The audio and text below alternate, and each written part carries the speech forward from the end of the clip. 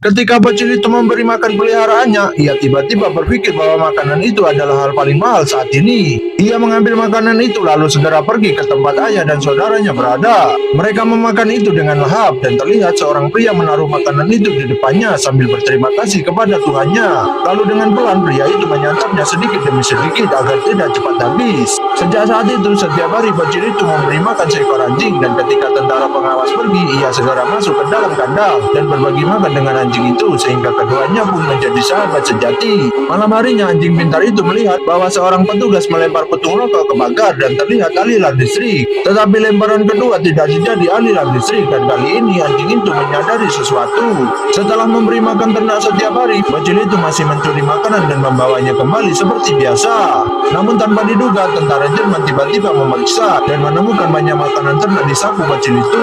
Karena buktinya sangat jelas, wajah bocil itu menjadi pucat karena ketakutan, dan ia pasrah apa yang akan dihadapi selanjutnya. Bocil itu mengatakan bahwa anjing saja masih punya rasa belas kasihan. Hal itu sangat berbeda dengan tentara yang berada di depannya sekarang. Setelah mendengar ini, tentara itu sangat marah, lalu ia mengeluarkan pistolnya dan bersiap untuk mengeksekusi bocil itu. Tanpa diduga, ayah dari bocil itu langsung menyerang tentara itu dari belakang hingga ia pun terjatuh dan pingsan.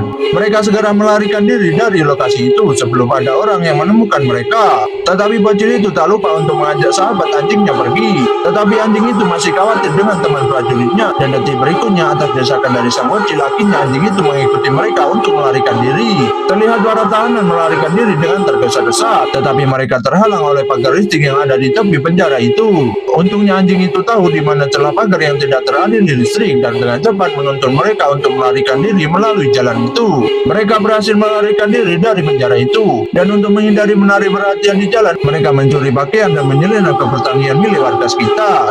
Melihat makanan yang ada di depan mereka, mereka dengan cepat mengambil dan memakannya dengan lahap. Tetapi detik berikutnya mereka dilihat oleh pemilik peternakan. Untungnya pemilik itu baik hati dan mengajak mereka berdua untuk masuk ke dalam rumahnya.